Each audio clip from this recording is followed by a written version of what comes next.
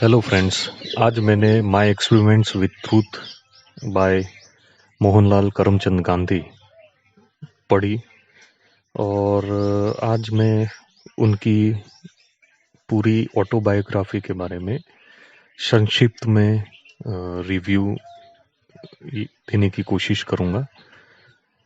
दोस्तों, गांधी जी की जो बचपन का जीवन था वो वैष्णव अच्छे घर के अच्छे परिवार से बिलोंग करते थे और अ, उनकी इकोनॉमिक स्थिति भी बढ़िया थी। तो पढ़ाई लिखाई भी उनकी अच्छी जगह हुई और चूंकि वो अपने आप को अपनी पुस्तक में बताते हैं कि पतले थे, जैसे वेजिटेरियन रहे हैं वो, तो पतले थे और वीक अपने आप को मानते थे। तो उनके कुछ जो फ्रेंड्स जो नॉन वेज और ऐसी चीज़ें जो खाते थे, तो उनसे इंस्पायर होके या कि कुछ फ्रेंड्स ने उनको मोटिवेट किया, तो उन्होंने कभी कभी टेस्ट भी किया। फिर उनको उनके वेजिटेरियन परिवार के हिसाब से उनको काफ़ी बुरा भी लगा कि भाई ये नहीं करना चाहिए। तो बचपन में जैसे जैसे वो बड़े होते गए हैं, उन्होंने काफ़ी कुछ चीज़ें जो उनके परिवार में अलाउड नहीं थी वो उन्होंने कर ली थी।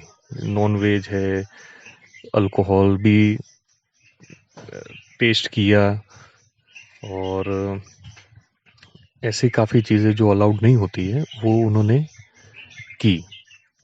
फिर धीरे धीरे वो बैरिस्टर की डिग्री के लिए इंग्लैंड गए।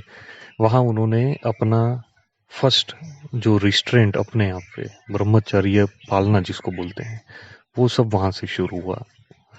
दोस्तों, एक अच्छी बात मैं आपको बताना चाहता हूँ कि गांधी जी क्रिश्चियंस और इनके बीच में काफ़ी रहे, पढ़ाई भी की, काफ़ी हेल्प भी ली उन्होंने लंदन में, और रिलीजियस बातें भी काफ़ी करते थे। काफ़ी क्रिश्चियंस ने उनको यहाँ तक भी कहा कि भाई आप बाइबल पढ़िए, और कन्वर्ट के लिए भी उनको बात की कि भाई आप क्रिश्चियनिटी में आ सकते हैं। लेकिन गांधी जी की एक अच्छी बात ये ज़रूर रही कि भाई उन्होंने कभी भी क्रिश्चियनिटी में वो कन्वर्ट नहीं हुए, और वो हमेशा से उन्होंने क्रिश्चियनिटी में भी काफ़ी सवाल किए कि भाई अगर रियलाइजेशन ऑफ गॉड, जो उनके जो क्वेश्चंस थे कि भाई गॉड को कैसे रियलाइज किया जा सकता है, अगर उसके सारे जवाब मिल जाते हैं तो मैं कन्वर्ट हो जाऊंगा। लेकिन उनको जवाब नहीं मिले, क्रिश्चियनिटी में, बाइबल में नहीं मिले। काफ़ी पुस्तकें भी पढ़ी, काफ़ी वहाँ पे चर्च वगैरह में भी गए, डिस्कशन भी किया। ये हैबिट थी उनकी कि भाई जब तक उनको कोई अच्छा अनुभव, अच्छा नॉलेज ना मिले, उनके सारे जो सवालों के जवाब ना मिले, वो उस चीज़ को नहीं मानते थे। फिर उन्होंने अपने ही धर्म ग्रंथों को पढ़ना शुरू किया, काफ़ी धर्म ग्रंथों को पढ़ा, काफ़ी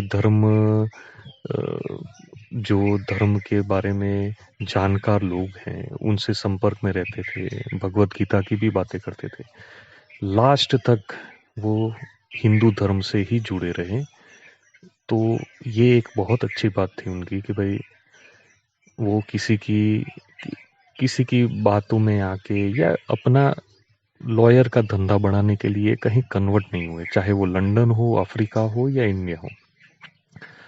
दूसरी बात दोस्तों, जब वो लंदन से आते हैं, फिर यहाँ से वापस वो अफ्रीका जाते हैं और अफ्रीका में भी काफ़ी साल संघर्ष करते हैं। अफ्रीका में जाने के बाद जब वो इंडियंस की हालत देखते हैं और इंडियंस पे जो अन्याय हो रहा है, और वहाँ से उनका जो पब्लिक सर्विस का पार्ट, जो चैप्टर है, वो शुरू होता है लाइफ का, जहाँ वो, मतलब आप इमेजिन नहीं कर सकते इतनी सर्विसेज देते हैं इंडियंस को, regardless of their caste, creed और कुछ भी, है ना। तो बहुत सर्विस देते हैं और सबको इक्वली ट्रीट करके अपने धंधे का सोचे बिना बहुत बढ़िया सर्विस देते हैं। मतलब वो अपना अपना जीवन को भूल जाते हैं, अपना धंधा पानी को भूल के और सर्विसेज देते हैं।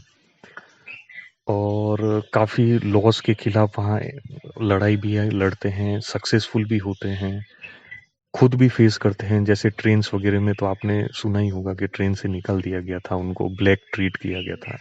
तो इंडियंस के लिए उन्होंने काफ़ी लड़ाई लड़ी। वहाँ वहाँ वो जो उनको एक्सपीरियंस मिला, उस एक्सपीरियंस को लेके जब वो इंडिया में आते हैं तो इंडिया में भी चंपारण है, खेड़ा सत्याग्रह है, अहमदाबाद मिल मालिकों के खिलाफ सत्याग्रह करना, और ऐसे काफ़ी रोलेट्स एक्ट के खिलाफ सत्याग्रह करना। काफ़ी यहाँ पे भी इंडियंस के बीच में सत्याग्रह करते हैं इंडिया में आके वो। और उन्होंने और गांधी जी को महात्मा भी कहा गया है। एक्चुअली देखा जाए तो वो टैग सही है। मतलब मैं ये पुस्तक पढ़ने से पहले ऐसा सोचता था कि यार इस इंसान को, मतलब हम सोशल मीडिया में पढ़ते हैं कि महात्मा महात्मा, इसने देश बर्बाद कर दिया, इसने विभाजन करवा दिया। लेकिन ये पुस्तक पढ़ने के बाद मुझे ऐसा लगा कि वाकई में ये आदमी महात्मा कहलाने के तो लायक है। पुस्तक पढ़ने का मेरा ओपिनियन ऐसा है। क्यों? क्योंकि इसने इतनी सर्विस दी है इंडिया के लिए। इसने being from a good caste जो हम बोलते हैं, इसने कभी किसी के खिलाफ कोई भेदभाव नहीं किया। इसने क्या कहते हैं, पुअरेस्ट ऑफ द पुअर को भी सर्विस दी है, उनके घर में जाके सफाई की है, छोटे छोटे काम किए हैं। और दोस्तों इन्होंने काफ़ी हमारे जो कांग्रेस के बड़े बड़े लीडर थे उनसे भी जो जिनसे इनकी अनबन रहती थी दोस्तों, कभी कभी अनबन हुई है। जैसे इनका, गांधी जी का एक नेगेटिव बोलो या एक इनका माइनस पॉइंट हम कह सकते हैं कि भाई वो बहुत ही सॉफ्टली डील करते थे हर किसी से।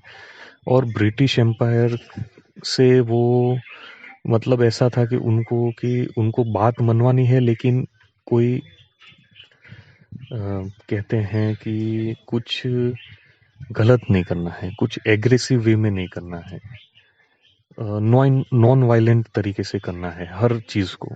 तो कभी कभी इसमें इसमें टाइम भी लग सकता है नॉन वायलेंट वे में। और नॉन वायलेंट वे में इसी कारण से क्या है कि काफ़ी कांग्रेस के लीडर इनसे इनसे सहमत नहीं थे इस ये नॉन वायलेंट वे से। लेकिन गांधी जी ने सारा जीवन ही इस तरह बिताया है, नॉन वायलेंट और पीसफुल।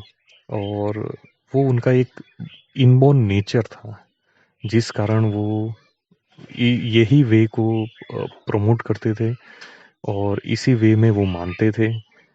हालांकि बहुत से लोग डिसएग्री होंगे कि भाई आप नॉन वायलेंट वे में कैसे आप किसी से लड़ सकते हैं, लेकिन ये उनका नेचर था।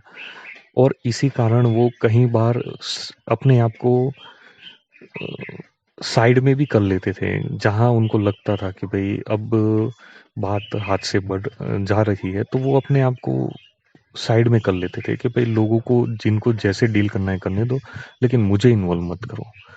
तो ये उनका नेचर था दोस्तों। हाँ, शख्सियत इन्होंने, मैं तो एक ही बात कहूँगा कि बहुत संघर्ष किया अपने जीवन में, यहाँ तक कि खाने पीने पे भी बहुत बंधन रखा है उन्होंने। अपने अपनी लाइफ में काफ़ी बंधने, रिस्ट्रिक्शंस लाके और एक ऐसी महात्मा जैसी ज़िंदगी जी है। और काफ़ी हेल्पफुल रहे, अवेलेबल रहे लोगों को। कुल मिला के दोस्तों यही बात है कि भाई अगर आप इस पुस्तक को पढ़ेंगे, आपका गांधी जी के बारे में ओपिनियन पूरी तरीके से चेंज हो जाएगा। जय हिंद दोस्तों।